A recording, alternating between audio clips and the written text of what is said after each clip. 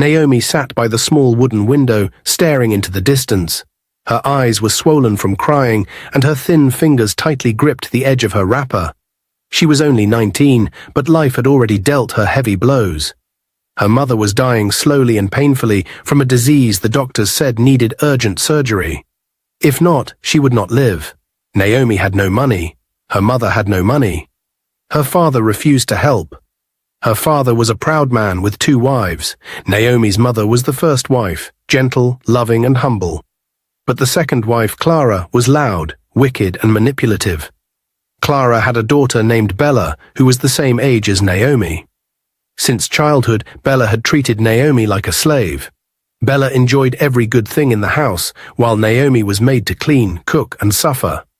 Her father never said a word, even when Clara insulted Naomi's mother right in front of him. Naomi wiped her tears as she remembered what the doctor said. They needed 1 million naira for the surgery. Her heart broke. Where would she get that kind of money? She had sold everything, even her clothes, her mother's wrappers, and cooking pots. Still, the money wasn't enough. That evening, Clara walked into the room without knocking. She stood at the door, folding her arms, and said coldly, "So your mother is still breathing. I thought by now we'd be free from her burden." Naomi said nothing. Clara continued, "Well, there's someone who wants to help you. He said he will pay all the hospital bills, but you must agree to something."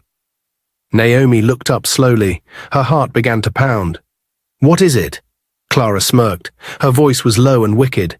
"He wants to marry you. He's crippled but very rich. He saw you at the market and said he likes you.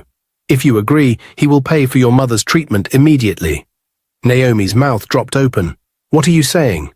Marry a man I don't even know just like that? Because he is rich?" Clara laughed. "You have no choice unless you want your mother to die."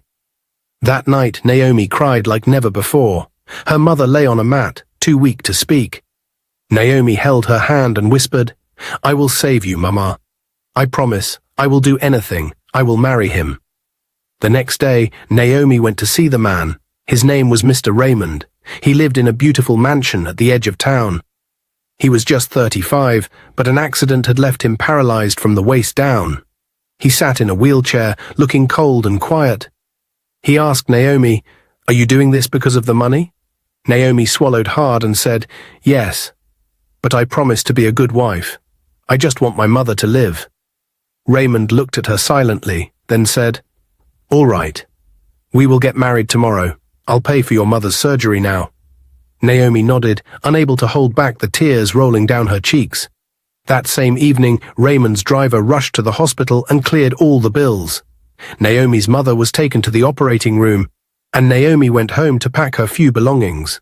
Clara watched her with jealousy in her eyes, while Bella sneered, saying, "So now you're marrying a man in a wheelchair. Good luck with that."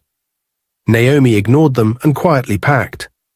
She went to her mother's side before leaving, kissed her forehead, and whispered, "I love you, Mama. Forgive me for what I'm about to do." The next morning, Naomi wore a simple dress and entered the car waiting outside, and just like that, she became Raymond's wife.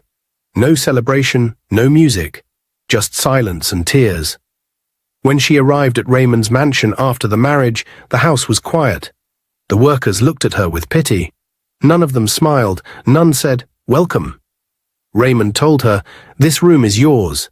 We don't have to act like husband and wife, just do what you came to do and stay out of my way." Naomi nodded and entered the room. It was beautiful, large with a soft bed and clean sheets, but her heart felt heavy. She sat on the edge and broke down in tears. What had she done? Was this the beginning of her freedom or a deeper kind of prison? Naomi woke up early the next morning, still confused and scared. The soft bed she had slept on felt like a coffin. Her eyes were swollen, her lips were dry. She had barely slept through the night. She sat up and looked around the big room. Everything looked expensive but cold, no love, no warmth. She bathed quietly, dressed in a simple gown, and stepped out of the room slowly. She walked through the long, silent hallway and entered the kitchen. The housekeeper, named Mama Ruth, was already up, cooking breakfast. Mama Ruth was a woman in her late 50s, with kind, tired eyes. She looked at Naomi with a mixture of pity and curiosity. "You're the new wife?" she asked, not smiling. "Yes, Ma," Naomi replied softly. "Call me Mama Ruth. Everyone does here." Naomi nodded and sat down quietly. That morning, Raymond didn't come out to eat. He stayed in his room, his door always shut. Naomi didn't know what to do. Should she knock? Should she leave him alone? She waited until Mama Ruth served his food, then offered to take it to him. Mama Ruth looked surprised, but handed her the tray. Naomi walked slowly to his door and knocked gently. "Come in," he said. His voice was cold. She opened the door and entered. He was sitting by the window in his wheelchair, staring outside. "Good morning, sir," she greeted politely. He turned slowly and looked at her, his eyes sharp like a blade. "Leave it on the table, and go." Naomi obeyed without a word and quietly walked out. Days passed like that. Naomi moved through the mansion like a ghost. She cleaned her room, helped Mama Ruth in the kitchen, and stayed quiet. She only spoke when spoken to. Raymond never said more than a few words to her. He never looked at her unless necessary. Naomi felt like a stranger in her own marriage.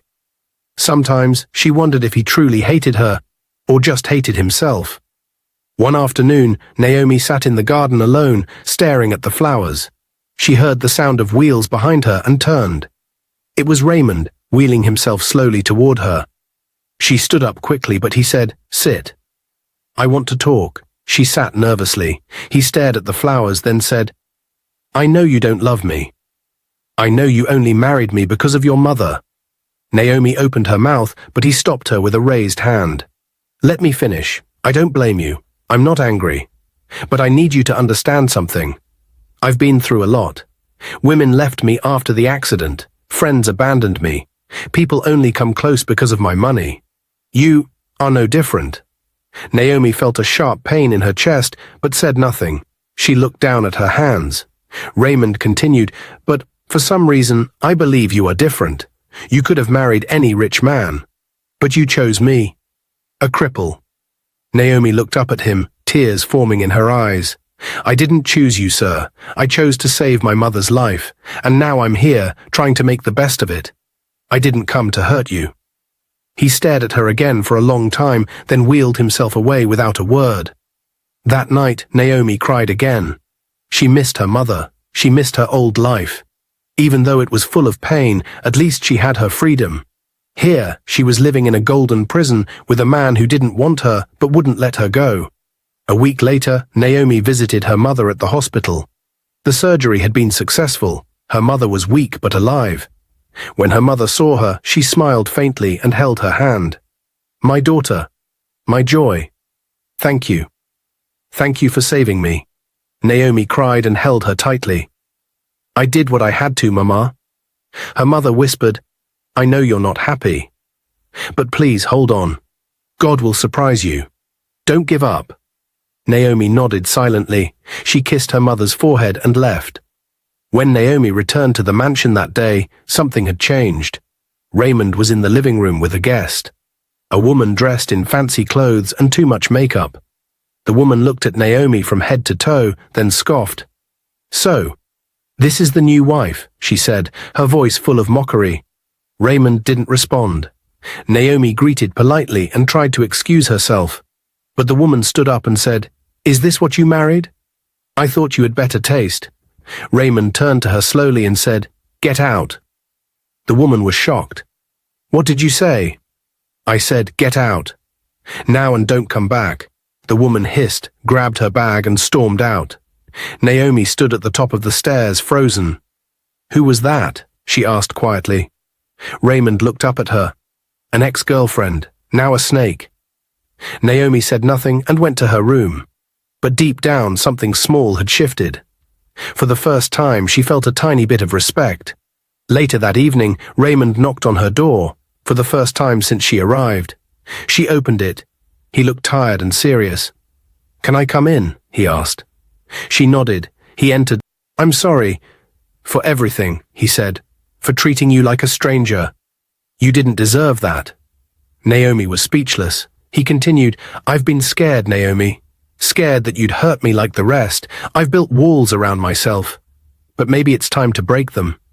Naomi sat beside him quietly and said, "I'm not perfect, sir, but I'm not here to destroy you. If you give me a chance, I will try to be a good wife." 2 days after, Naomi's mother was still recovering in the hospital. Though she was weak, she felt grateful to be alive. Her heart was full of prayers for her daughter Naomi. Every time she closed her eyes, she whispered, "God bless my daughter. She gave up everything just to save me. Reward her, Lord." That afternoon, a loud, sharp voice echoed in the hospital hallway. A nurse came in and whispered to Naomi's mother, "There's a visitor, your co-wife." Before Naomi's mother could respond, Clara, the second wife, burst into the room. She didn't greet, she didn't smile. She just folded her arms and looked down at the sick woman on the hospital bed with disgust in her eyes. "Well, well, well," Clara began, her voice full of mockery. "So you're still alive? I heard the surgery was successful. What a pity." Naomi's mother stared at her without saying a word. Clara moved closer. "You should have died, woman. You were supposed to be gone forever. I don't know why you survived this surgery, you witch. But don't worry. Just come home first. You will suffer. You hear me? You will suffer even more than before." Naomi's mother struggled to sit up. Her body was weak, but her spirit was on fire. She clenched her fists. "You evil snake," she snapped. "You think I don't know your plans? You think I'm afraid of you? Let me warn you today. I may be down, but I'm not defeated. I will not let you destroy my home." Clara laughed. "Home? What home? The same home your husband now shares with me and my daughter. You still call that a home?" Naomi's mother's eyes burned with anger. "You came into my marriage like a thief. You stole my husband, turned him against me, and poisoned his heart. But you know what? You will suffer. You and that your foolish husband will suffer. Believe me, my God is watching." Clara's laughter turned bitter. "Where was your so-called God when you were suffering with illness, lying in that small room like a dog? Where was your useless God when you were begging for money, crying up and down like a beggar? You people should learn to stop disturbing God with your foolishness." Naomi's mother's eyes burned with tears, but she refused to look away. "Your wicked husband had the money, but refused to help me. How heartless and stupid can you all be? But thank God my beautiful daughter is happily married to a wealthy man. She did what she had to, and now she's living well." Clara scoffed. "Wealthy man? You mean that crippled, ugly thing? You call that happiness? You must be mad." Naomi's mother sat up straighter. "That's none of your business, you frustrated, ugly woman. Get out of this room," Clara hissed, rolled her eyes, and stormed out of the room, slamming the door behind her. As soon as she left, Naomi's mother broke into silent tears. Her heart beat fast with fear. She remembered Clara's threats and how evil that woman could be when angry. She knew something was wrong, something terrible was being planned. She wiped her tears and looked around the room. A nurse walked in a few minutes later to check on her. Naomi's mother held her hand. "Nurse, please," she whispered. "Help me. Please call my daughter. Tell her to come. I need to see her now." The nurse nodded gently and stepped out to make the call. Naomi's mother lay back down, shaking her head slowly. She stared at the ceiling, praying under her breath. "Lord, I have suffered enough. Please don't let my daughter suffer because of me. Protect her from the wickedness of that house. I feel something dark coming. Please, God, stop it before it's too late." She closed her eyes and waited, hoping her daughter would arrive before the storm did. Naomi was in the kitchen, helping Mama Ruth prepare dinner when her phone rang. She wiped her hands and picked it up. It was the hospital nurse. "Hello? Nurse Joy, is everything okay?" she asked quickly. "Yes, Naomi. Your mother is fine, but she's asking to see you urgently. She said it's very important." Naomi's heart skipped. The way the nurse spoke made her uneasy. "Okay, I'm coming right away." She didn't even change her clothes. She told Mama Ruth she had to leave and rushed out of the mansion, tears already forming in her eyes. Her mother had been doing better. What could be wrong now? 30 minutes later, Naomi arrived at the hospital. She entered the room and found her mother sitting upright, her face pale and her eyes worried. "Mama," Naomi cried, rushing to her side. "Are you all right? What happened?" Her mother held her hand tightly and pulled her close. "Naomi, my daughter, listen to me. Something is wrong. Clara came here today. She insulted me, but that's not what worries me. It's what she said. Naomi looked confused. What did she say? She said if I come home, I will suffer more. She said I was supposed to die, and then she mocked you for marrying Raymond, calling him a cripple. Naomi's face turned red with anger. How dare she? She's a devil, Mama. That woman has no heart. Her mother held her hand tighter. That's not all. I can feel it in my bones, Naomi. Something is not right in that house. They are planning evil. I don't know what, but it's serious. I don't want to go back to that house. Naomi blinked, confused. What are you saying, Mama? That's your husband's house. You've lived there for over 20 years. I don't care. I'd rather sleep under a bridge than go back there. That house is cursed. It is filled with hatred and bitterness. Naomi stood up, pacing the room. That woman is a devil. But Mama, you can't just abandon your home because of her. I can, and I will, her mother said firmly. Naomi, that house is no longer my home. I felt it the day your father allowed Clara to take over everything. I begged him for help when I was sick. He looked away. I could have died if not for you. You're the only reason I'm still alive. So no, I will not go back to a place that wanted me dead. Naomi sat back down, overwhelmed. But Mama, where will you stay? Her mother looked up at her with eyes full of pain and fear. That's why I asked the nurse to call you. I want you to speak to your husband. Let me stay with you for some time. I know it may not be easy, but I cannot go back to that woman. Naomi, they are planning something. I can feel it. Naomi swallowed hard, thinking of Raymond's coldness, his recent softness, and how strange everything had felt. You think it's that serious? She asked softly. I know it is, her mother said.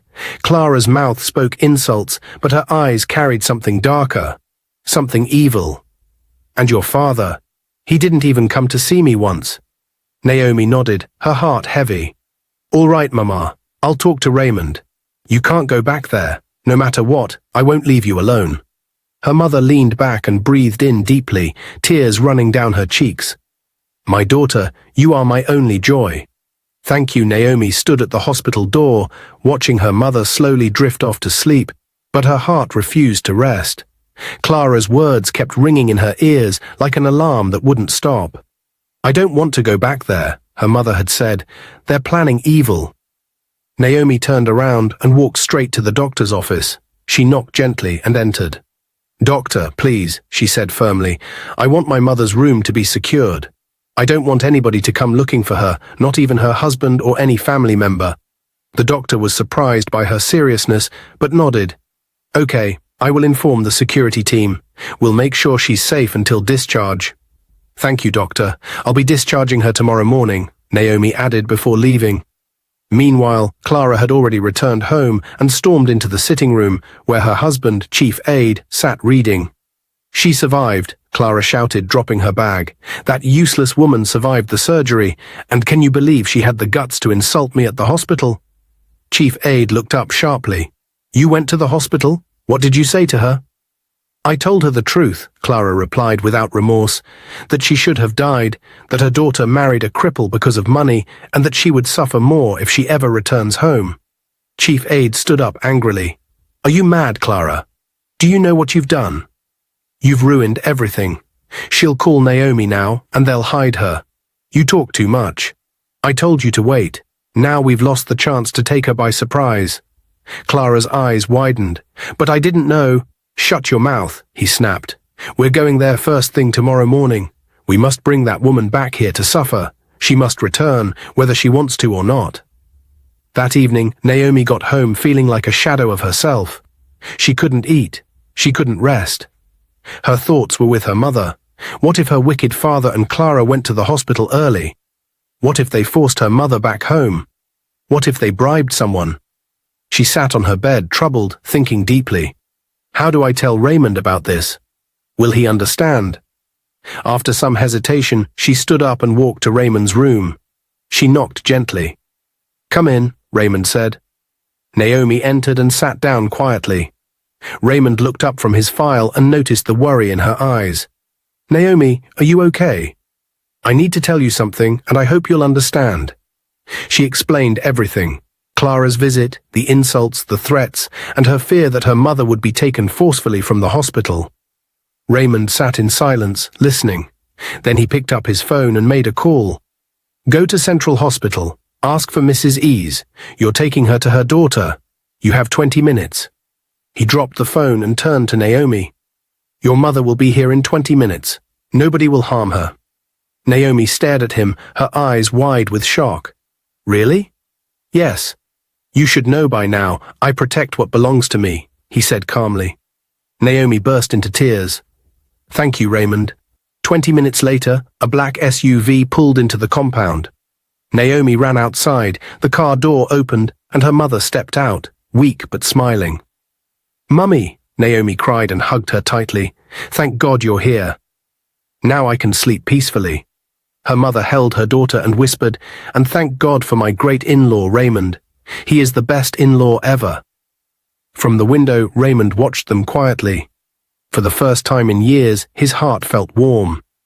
Early the next morning, Clara and her husband arrived at the hospital in a hurry. Chief Aide walked ahead with a scowl on his face, and Clara followed closely behind, fuming. They marched straight to the reception and asked to see Naomi's mother. The nurse on duty directed them to the doctor's office. When they entered, the doctor looked up and greeted them politely. "Good morning. How may I help you?" Chief Aide spoke first. "We are here to take my wife home. She was admitted here for surgery. Her name is Mrs. Ease." The doctor flipped through the file, then looked back at them. "She was discharged last night. Her daughter came and took her home." Clara's voice rose immediately. "What? You allowed that girl to take her? Without informing us? Are you mad, doctor?" "That woman belongs to her husband," Chief Aide shouted. "How dare you let her daughter take her away like she owns her?" The doctor's face changed, his eyes narrowed. "I don't understand you both. Are you saying the daughter has no right to her own mother? You both must be very stupid. That woman nearly died, and none of you showed up to help. Now you want to claim ownership of her like property," Clara hissed. "You don't know anything. That woman is my co-wife. She was never meant to leave that hospital alive. This is your fault." The doctor stood up, furious. "Get out of my office right now, both of you, and never come back. Wicked souls like you don't deserve to be near this hospital. You abandoned her, and now you're here shouting because her daughter saved her life. Shame on you." Chief Aide tried to talk again, but the doctor pointed to the door. "Out." They had no choice. They stormed out angrily, heads boiling. As they entered the car and drove off, they both sat in silence at first. But after a few minutes, Clara started. "This is all your fault. I told you we should have gone to that hospital last night. Now she's gone." Chief Aide snapped. "Don't start with me, Clara. You're the one who rushed there and opened your big mouth, insulting her and ruining everything. Now you're blaming me." "Because you're weak," Clara shouted. "You couldn't even stop your own daughter from stealing your wife." "Shut your mouth, Clara. If you hadn't been running your mouth yesterday, none of this would have happened. Now she's gone, and we've lost control. Don't blame me for your foolishness." They kept shouting at each other as the car sped down the road, their faces filled with anger and shame. The plan had failed, and Naomi's mother was no longer within their reach. Naomi sat on the edge of the bed, thinking about Raymond. She remembered how he didn't waste a second when she told him about her mother's safety. He just made one phone call and everything changed. Her mother was home, safe and resting. She couldn't stop thinking about it. No one had ever stood up for her that way. Not even her own father. She stood up, walked to the door, hesitated, then turned back. Her heart was beating fast. She knew something was growing inside her. It was not just gratitude. She was starting to like him. Not because of his money, not because of what he did for her mother, but because of who he was. Quiet, strong, kind. Even in a wheelchair, he acted like a man who could move the world if he wanted. She walked to his door and knocked gently.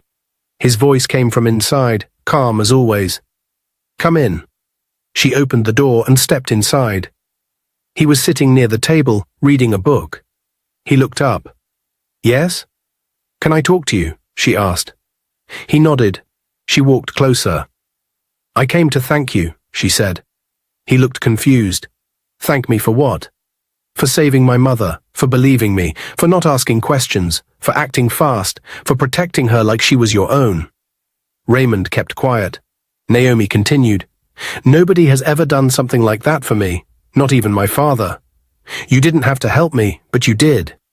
You treated me like family. I just want you to know that I see it. And I feel it." Raymond looked down. "It was the right thing to do," he said. Naomi shook her head. "Number, it was more than that. You chose to help me, and I will never forget that." She stepped closer to him. "When I came into this house, I was scared. I didn't know how to live with you. I thought you hated me. But slowly, you started showing me another side of you, and now I feel safe around you." Raymond looked up slowly.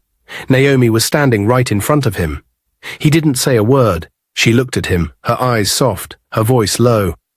"I don't know what this feeling is yet, but I know I'm not pretending. I just wanted to thank you properly." Before Raymond could speak, Naomi leaned forward and kissed him on the cheek. It was soft and slow. She pulled back quickly and looked down. "I'm sorry," she whispered. "I don't know what came over me." Raymond didn't move. He looked at her face quietly. "It's fine," he said. "You surprised me, but I didn't hate it." Naomi smiled a little. "You've been alone for too long, haven't you?" Raymond nodded slowly. "People left me after the accident. They said they loved me, but they couldn't handle the wheelchair. They disappeared." Naomi held his hand. "I'm not them. I'm not going anywhere. I came here for my mother, but now I'm here for something more. Maybe it's too early, maybe not. But I feel something." Raymond looked at her hand in his. "You're not pitying me." "No," Naomi replied. "If I pitied you, I wouldn't have kissed you." Raymond gave a small smile. "Thank you," he said, "for everything you said." Naomi stepped back. "I should let you rest." She turned to leave. "Naomi," he called. She turned back. "Yes?" "You're different," he said. Naomi smiled. "I know." She left the room. Back in the village, Clara sat outside her house when a loud, angry voice filled the air. She looked up and saw a furious woman marching straight toward her. "Clara," the woman shouted, "this is the last warning I will give you. Tell your loose daughter to stay away from my husband. Tell her to leave him alone, or she will not live to see another day." Clara stood up slowly, her eyes sharp. "Are you mad? Who do you think you're threatening like that? You come to my face and talk like a dog with no chain." The woman stepped closer. "You heard me. I'm not like Naomi's mother that allowed you to take over her home. Let your daughter try me. Just try me, and I will teach her a lesson she will never forget." Clara laughed bitterly. "My daughter? You mean my beautiful, classy daughter? It's your foolish husband that is chasing her up and down like a dog looking for bone. Look at you, jealous thing. That's why your husband doesn't respect you. You are local, dirty, and ugly. That's why he chose my daughter over you." The woman shouted, "Shut up, Clara. Shut your rotten mouth. Beautiful daughter, you say? She's just like you. A foolish homebreaker. A disgrace. Like mother, like daughter. You used charm to collect another woman's husband, and now your daughter is doing the same. You useless woman." Clara's eyes turned red. "Say that again, and I will beat you right now. Do you know who I am in this village?" "I don't care who you are," the woman replied. "Just warn that thing you call daughter. If she comes close to my husband again, I will bury her with my bare hands." "I'm not joking." Clara moved closer. "Get out of my face, you miserable old crow.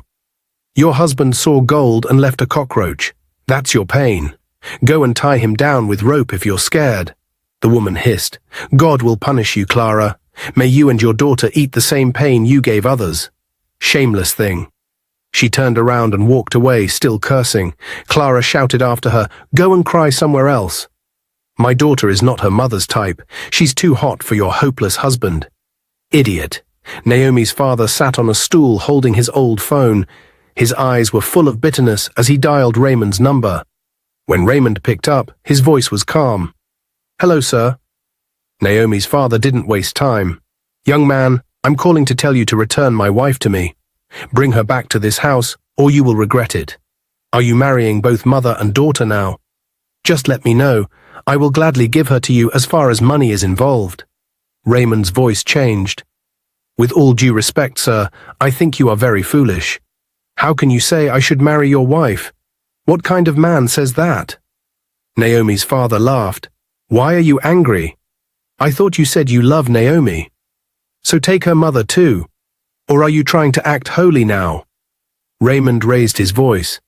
I thought you said you don't love her, that your second wife is your true love.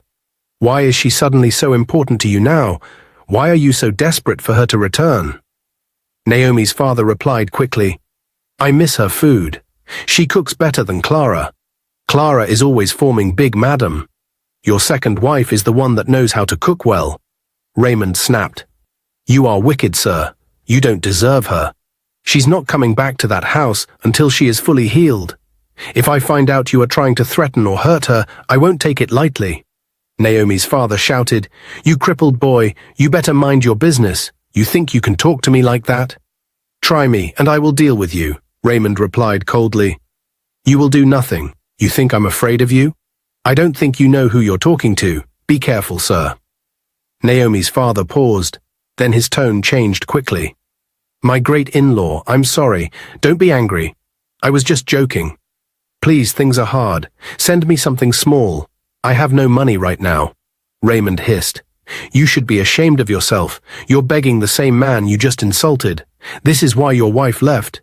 You're a disgrace, sir. Then he ended the call. Naomi's father stared at the phone, boiling with rage. This small boy has insulted me. I will deal with him. He thinks he has won. He doesn't know who I am. I must deal with him. Crippled fool. Few days later, Raymond looked into Naomi's eyes and held her hand gently. Naomi, I want to do things the right way. I want us to have a proper wedding, not like the quiet traditional one we did before. I'm talking about a real court wedding. With your consent, with joy, and with love. Naomi smiled deeply. I'd love that, Raymond. I want to marry you properly. Thank you for trusting me. That same evening, Raymond visited his mother to tell her the good news. His heart was full of joy, but his mother's face remained hard as stone. She sat with her arms folded, watching him closely. Mama, Raymond began, I came to talk to you about something very important. I want to do a proper wedding with Naomi. A court wedding. Something real, with blessings and full respect. I love her, Mama.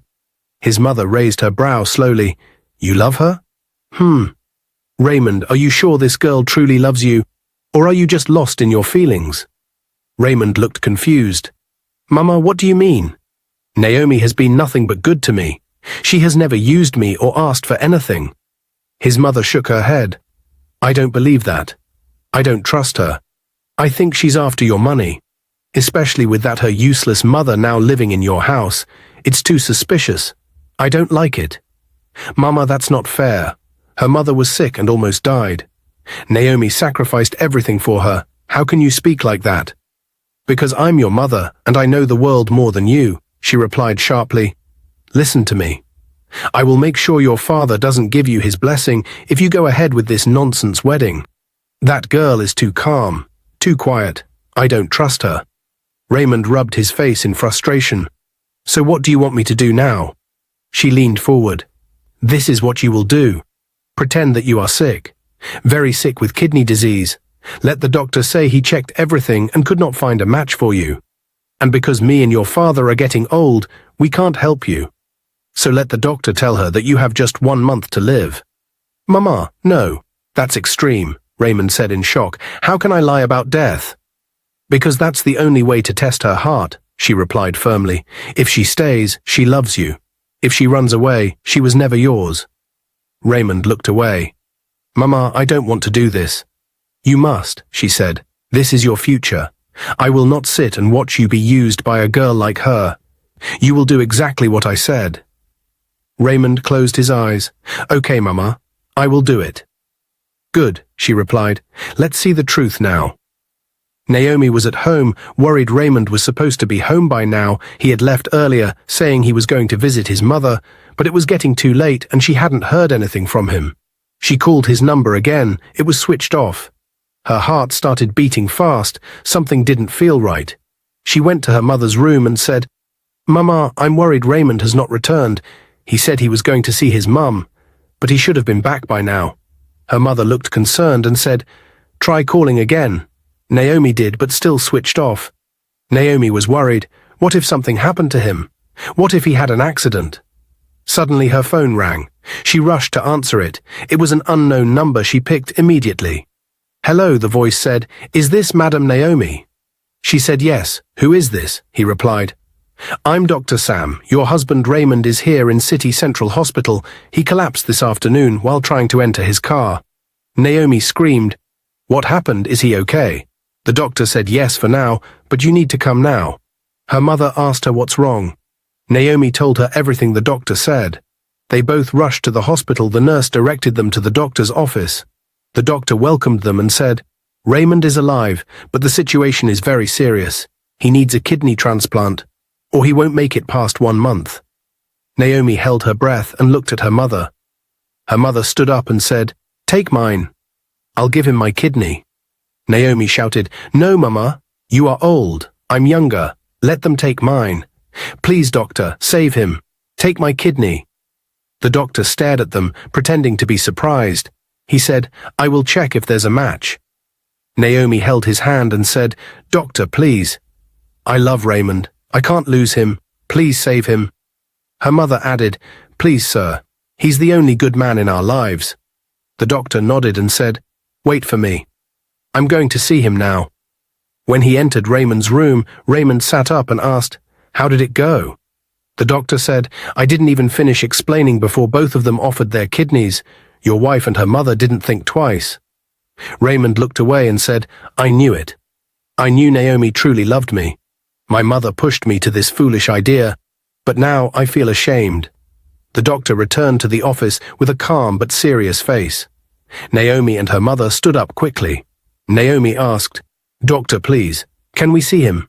Just for a moment." The doctor shook his head. "I'm sorry.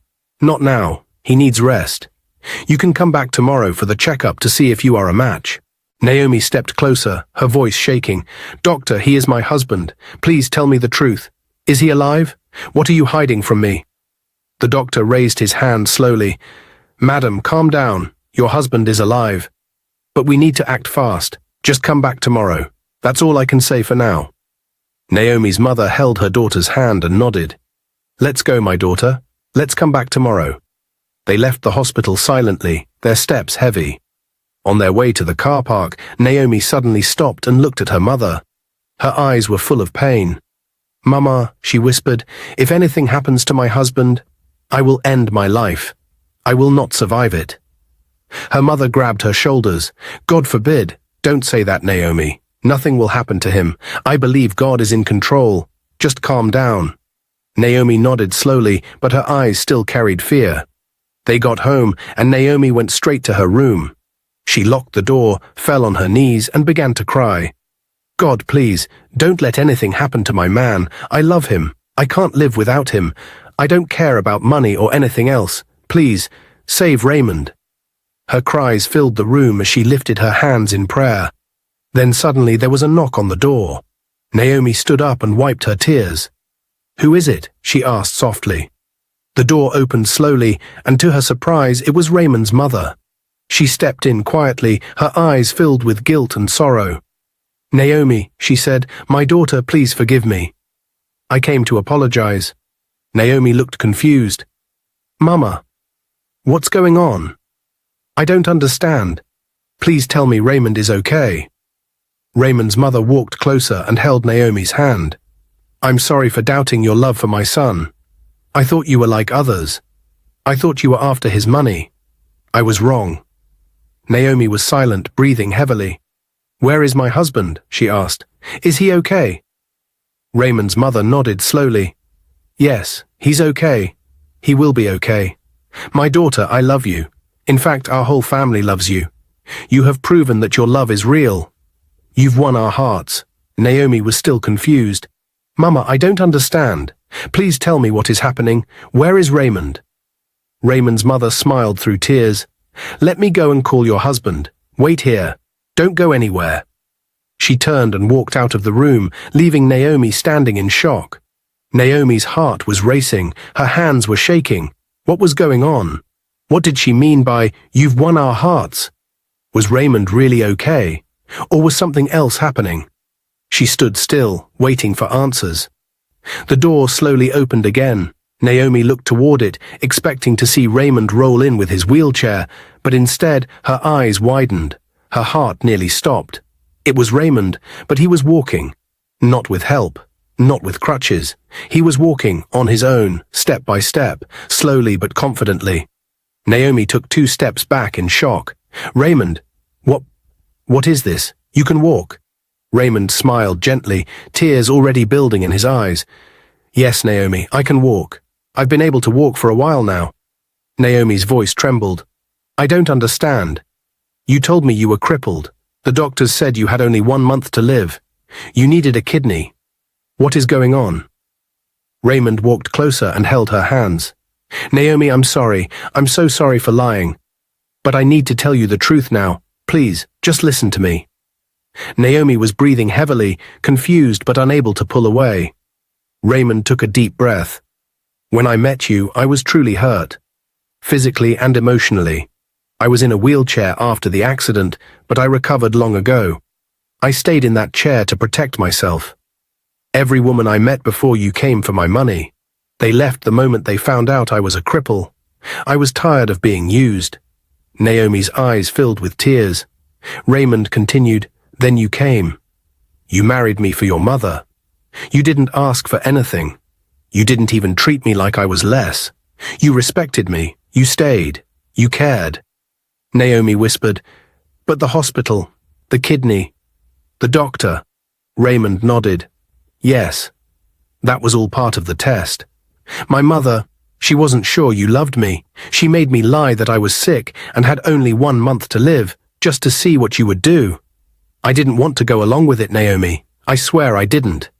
But I had no choice. I just needed one last proof. One last truth.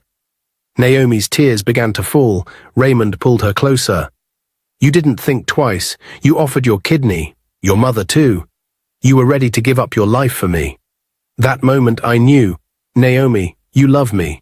Not my money, not my house, not my name. You love me. Naomi sobbed into his chest. Raymond, you lied to me. But I can't even be angry. I'm just glad you're alive. I'm just glad you're okay. I was dying inside thinking I would lose you. Raymond held her tightly. You'll never lose me, Naomi. Never. I love you. I love you with everything in me. I want us to start over. No more lies, no more tests. I want to do our wedding the right way. A real wedding, full of joy, full of truth, and full of love. Naomi looked up at him. I love you too, Raymond. I loved you when you couldn't walk, and now I love you even more. Raymond kissed her forehead gently. You've healed me, Naomi. Not just my body. You've healed my heart. They held each other for a long time. No more pain, no more pretending. Just 2 broken people who finally found love, truth, and peace.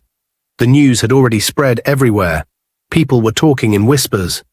Raymond, the crippled billionaire, can walk. It was all a test. Some praised him, some were shocked, but one person was boiling with anger. Naomi's stepsister, Bella. She slammed her phone on the table and screamed, No, no, that man is supposed to be mine. Her eyes turned red. I was supposed to be the one living in that mansion, not Naomi, not her. She stormed into her parents' room, where her mother and Naomi's father were sitting. Have you people heard? She shouted. Raymond is not crippled. He can walk. He's rich. The whole world is praising Naomi. She's trending. She's now the wife of a billionaire, and we are sitting here like goats. Clara jumped up. What nonsense is this? So that evil woman and her loose daughter will now be enjoying in a mansion, while we sit here with nothing. Never. Naomi's father shouted, That's it. I heard today is their proper wedding celebration. Let's go and crash it. Let's go and destroy everything. Bella screamed, Yes. Let's go and spoil it for them. She stole my man. I will make sure she regrets it. The 3 of them ran out of the house, full of hate and jealousy. They entered the car. Naomi's father drove like a madman. Clara kept cursing. Bella was laughing like a demon. She thinks she has won. Let her wait. We will embarrass her today. The car raced down the highway, but they didn't make it. At a sharp bend, a trailer was turning. Naomi's father didn't slow down. He lost control. The car crashed hard. The impact was loud. The car flipped and landed in a ditch. When people rushed there, it was too late. All three were unalived. The next morning, Naomi and Raymond were in their hotel room, enjoying their honeymoon. They were talking and laughing when Naomi's phone rang. She answered and her face slowly changed. "What is it?" Raymond asked. Naomi dropped the phone slowly and sat down. "It's my father, Clara, and Bella. They're dead." Raymond froze. "What? How?" Naomi whispered. "They said they were coming to crash our wedding. They had an accident. The car somersaulted. None of them survived." Raymond sat beside her, silent. Naomi wiped her tears. "I feel bad. I feel very bad. Not because they loved me, but because they wasted their lives hating me. Greed and jealousy is not good. It destroyed them. They just couldn't let me be happy." Raymond held her hand gently. "They planned evil, but God didn't let it happen. It's painful, but this is what hate brings. Destruction." Naomi nodded slowly. "I pray their souls find peace, but more than anything, I pray that no one lives with that kind of jealousy again. Love is not a crime. Peace is not a sin. Why did they want to destroy me for finding happiness?" Raymond hugged her tightly. "You have me now. You have peace. Let's never let anyone come between us again." Naomi nodded as she rested her head on his chest. "I won't. I just want to love and live right." Raymond whispered, "And I'll be here. Always." Naomi picked up her phone and called her mother. After a few seconds, her mother answered. "Naomi, my daughter, how are you enjoying your honeymoon?" Naomi's voice was low. "Mama, there's something you need to hear. My father, Clara, and Bella are dead. They had an accident yesterday while speeding to crash our wedding." There was silence on the line. Naomi waited, expecting a gasp or a cry, but her mother said calmly, "I heard already." Naomi was surprised. "Mama, aren't you shocked? Aren't you sad?" Her mother replied, "No, my daughter, I'm not sorry. I will not lie to you. That man was never a husband to me. Clara mocked me daily. Bella insulted you every time. They hated us, and now the same hatred they used to live is what ended their lives." Naomi was quiet. Her mother continued, "This is why I always told you, never repay evil with evil. If we had fought them with the same wickedness, we would have been destroyed too. But we chose peace. And God fought for us." Naomi wiped her tears slowly. "Mama, I feel bad. Even if they were wicked, I still feel bad." Her mother said gently, "It's normal to feel bad, my daughter. But don't let guilt enter your heart. You did nothing wrong. They destroyed themselves with jealousy, envy, and pride. Greed blinded them. Wickedness filled their hearts. They wanted to ruin your joy. But see what happened instead." Naomi nodded. "Mama, you're right." Her mother added, "Let this be a lesson to anyone who hears our story. Don't envy others. Don't fight people just because they found happiness. What is meant for you will never pass you by. And what is not yours, no matter how you chase it, will never stay." Naomi took a deep breath. Her mother said, "Keep living right. Keep loving your husband, and never look back. What's dead is dead. Let the past bury itself, but let the lesson remain." Dear viewers, what lessons did you take away from this dramatic tale? We'd love to hear your thoughts in the comments below. If you enjoyed the story, give us a thumbs up, share it with friends, and hit that subscribe button. Don't forget to turn on notifications so you never miss out on our latest updates. Thanks for watching and stay blessed.